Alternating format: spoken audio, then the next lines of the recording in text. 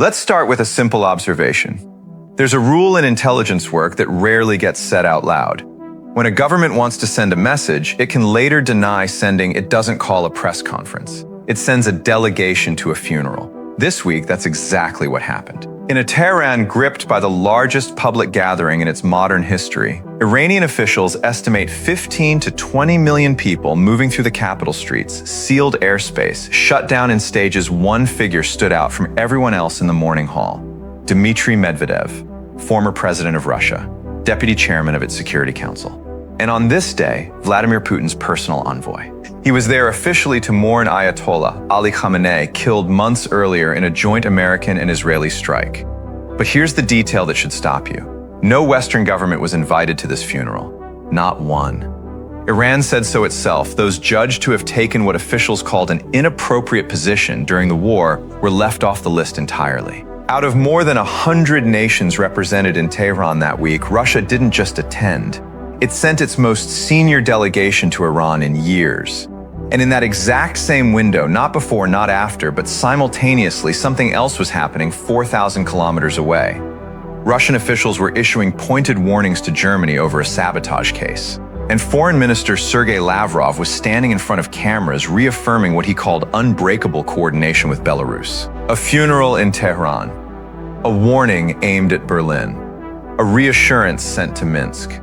3 separate stages, 3 separate audiences, all activated within the same 72 hours and all traced back to the same government. That's not how coincidences behave. That's how signals behave. By the end of this video, you'll understand exactly what Medvedev's presence in that morning hall was actually built to do and why it had almost nothing to do with the man in the coffin. Let's establish exactly what we know, because the timeline itself is revealing. Khamenei was killed on February 28th in a strike on his residence in central Tehran, the opening act of a war between the United States, Israel, and Iran that would run for months. His funeral, expected within weeks, kept slipping as the fighting continued. It finally opened in early July, unfolding across nearly a week. Public mourning in Tehran's Grand Mosala, additional religious rites in Qom and neighboring Iraq, and a final burial planned in Khamenei's hometown of Mashhad, beside the shrine of Imam Reza, one of the holiest sites in Shia Islam. Now look at the guest list, because this is where the story stops being ceremonial. Iran extended invitations to more than 100 countries.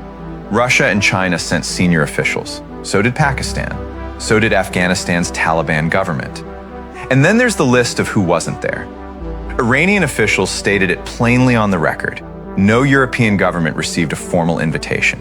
Those who did attend Tehran said we're standing on the right side of history. Everyone else, by clear implication, was not. Into that deliberately curated room walked Medvedev not as a junior diplomat sent to check a box, but as deputy chairman of Russia's Security Council, leading a delegation that included Orthodox Christian clergy alongside Sunni and Shiite theologians. Think about that composition for a second. This wasn't a rushed political gesture. Someone in Moscow sat down and built a delegation designed to look respectful across religious lines, the kind of planning that takes days, not hours. But here's what almost nobody covering the funeral connected at the time. In that exact same stretch of days, German prosecutors advanced sabotage charges tied to a Ukrainian national, and the Kremlin didn't stay quiet about it. Lavrov separately used the moment to publicly reaffirm what he called Russia's unwavering coordination with Belarus. 3 governments, 3 messages, 1 sender. To understand why Russia would choreograph a funeral in Tehran to say something to Berlin and Minsk, we need to rewind, because this isn't a new playbook. It's an old one refined over 2 very different relationships. Rewind to the Cold War, and Russia and Iran were not natural partners. Iran's revolutionary government distrusted Soviet atheism nearly as much as it distrusted American power. Moscow, for its part, saw little value in binding itself to a theocracy on its southern border. For decades, the relationship stayed cautious, transactional, and distant. What changed it wasn't friendship. It was isolation, the same force that reshapes most unlikely alliances. As Western sanctions tightened around Iran's nuclear program, and then tightened around Russia after its invasion of Ukraine, both governments discovered something they'd never shared before: the same adversary and the same need for economic lifelines nobody else would offer. That convergence produced the 2025 Strategic Partnership Agreement, and here's the detail that matters most. Read the agreement, and what stands out isn't what it promises. It's what it deliberately withholds. It commits both nations to cooperation on security, energy, and trade. But it stops short of a mutual defense clause, the kind of binding commitment Russia has extended to exactly one other country: North Korea, whose treaty obligates each side to intervene militarily if the other is attacked. Iran got partnership. Iran did not get a guarantee. Hold that distinction, because now look at Belarus and watch the same instinct produce a completely different outcome. Russia and Belarus share something Iran was never offered: the Union State, a decades-old framework of political and economic integration that goes far beyond any partnership document. Alexander Lukashenko's government has become almost entirely dependent on Russian security backing and economic support to stay in power. In exchange, Belarus has functioned throughout the Ukraine war as a forward staging ground, hosting Russian forces, tolerating missile transits, absorbing the geographic risk of sitting directly on NATO's eastern edge. Two relationships, two very different levels of commitment, but one identical instinct underneath both of them. Russia extends exactly as much as it needs to, and never a commitment more. Iran gets solidarity without a defense pact. Belarus gets integration, but at the cost of near total dependency. In both cases, Moscow gets something it can point to on the world stage: proof that it is not isolated. Keep that instinct in mind, because we're about to watch it operate in real time, in the very trip that opened this video. Here's where the funeral stops being about Khamenei entirely. If Medvedev's trip follows the same logic we just traced through history, then it isn't one signal. It's several aimed at three completely different audiences fired off in a single, carefully timed motion. Start with Iran. At the exact moment, Tehran has been diplomatically abandoned by the West, excluded from its own funeral guest list by Western absence, told outright it's on the wrong side of a war it says it didn't start, Russia walks in as the most senior non-regional power in the building. The message to Iranian leadership is precise: you are not alone, and we are willing to be photographed proving it. And crucially, this costs Moscow almost nothing. We already established the 2025 partnership carries no defense obligation. Medvedev can offer visible solidarity without Russia committing a single additional rifle ship or aircraft to Iran's actual defense. Now, the second layer, and this one isn't about Iran at all. It's about the story Russia tells about itself. By framing the strike that killed Khamenei as illegitimate Western aggression, Moscow reinforces the exact narrative it's been building since it invaded Ukraine: that Washington and its allies strike first, act unilaterally, and violate sovereignty whenever convenient. Every time Russia can point to a Western strike on a foreign leader, it strengthens a comparison. It desperately wants the world to draw a casting itself, not as the aggressor in Ukraine, but as one of several nations forced to defend themselves against the same pattern. But here, right here, is where everything actually changes. Because Medvedev was never really in Tehran for Iran. He was there for an audience 3,000 miles away in Berlin and in Minsk. Rewind to the timing one more time. In the exact days, Russia's most senior envoy in years stood in that morning hall officials back home were issuing pointed warnings to Germany over sabotage allegations, and Lavrov was reaffirming unbreakable coordination with Belarus. Neither statement needed Medvedev in Iran to be true, but his presence there gave both statements far more weight than they could have carried alone. To Berlin, the implicit message: Russia is not an isolated power reacting defensively to pressure. It has visible active partnerships stretching from the Middle East to Eastern Europe, and has no intention of being pressured by sabotage allegations. To Minsk, the same trip carries the opposite reassurance. Loyalty to Moscow gets rewarded with exactly this kind of high visibility commitment.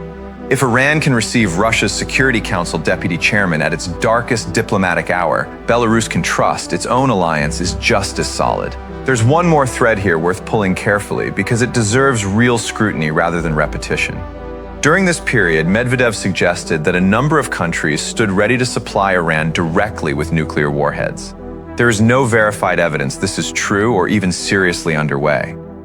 But notice something. The strategic value of that statement doesn't depend on whether it's true. It depends entirely on the uncertainty it creates. By raising the possibility publicly, Medvedev forces Western intelligence services to at least factor in the scenario, expanding ambiguity around Iran's nuclear posture at zero cost to Russia. Step back, and the contrast becomes impossible to miss. The public narrative, a respectful diplomatic gesture at a state funeral. The strategic reality, A single trip engineered to reassure Tehran, reinforce a narrative of Western aggression, and Project Resolve toward two entirely different European capitals without Russia locking itself into a single binding obligation to any of them. If this really is about projecting strength toward Europe, the next question isn't optional. It's unavoidable. What does this actually change? Once you see this trip as multi-audience signaling instead of ceremony, its consequences stop looking small and start looking like evidence of something bigger already in motion. This wasn't an isolated diplomatic event. It's another data point in the slow emergence of a loose, informal bloc built around Russia, Iran, China, and North Korea. None of them bound together by one unifying treaty, but all of them increasingly comfortable being seen standing near each other whenever Western pressure intensifies. That distinction, aligned but not allied, is precisely what makes this bloc so hard for Western governments to read or respond to. For Germany, the sabotage case tied to a Ukrainian national was always going to be a delicate matter. It becomes far more delicate when Russia's response arrives against the backdrop of a high-profile presence in Tehran. Berlin now has to calculate its next move against a Russia that can credibly claim it isn't isolated a Russia with visible relationships spanning the Middle East to its own eastern borders. That doesn't necessarily mean Russia is materially stronger, but it means the psychological terrain has shifted, and European deterrence planning gets harder, not easier to execute with confidence. For Belarus, the consequence is even more direct. Every visible instance of Russia extending itself for Iran reinforces, by implication, its commitment to Minsk, deepening a dependency that leaves Lukashenko with almost no realistic path toward hedging his position with the West, even if he wanted one. The Union State stops being just a political framework on paper. It becomes a demonstrated pattern of behavior Belarus can point to as proof of its own security. And Iran? Iran's position is more exposed than the imagery from Tehran suggests. What Tehran actually gained from this funeral was visibility, legitimacy, and the optics of major power solidarity at its most vulnerable moment. What it did not gain was a defense guarantee. If Iran faces renewed strikes, nothing about this week obligates Russia to intervene militarily. Iran walks away diplomatically supported and strategically exposed at the same time, which is exactly where the winners and losers split. Russia gains narrative leverage proof of global relevance at remarkably low cost. Iran gains visibility without security. Europe is left managing a more complicated read on Russian intent, with no single clean escalation to respond to directly. But here's the deeper problem sitting underneath all of it, the one that should make you lean in, not relax.